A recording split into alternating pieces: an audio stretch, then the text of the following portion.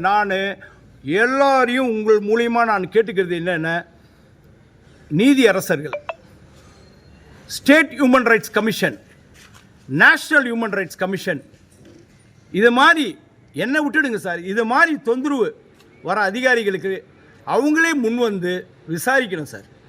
இதில் உண்மையை நீதியை நிலைநாட்டணும் சார்.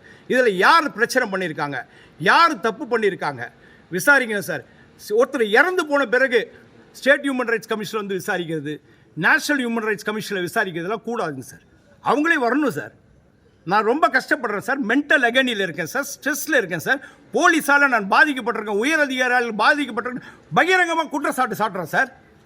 இவங்களாம் வந்து தயவுசெய்து எனக்கு காப்பாற்றணும் சார். என்னுடைய உயிருக்கு த்ரெட் இருக்குங்க சார். எனக்கு போதுமான பாதுகாப்பு கொடுக்கணுங்க சார்.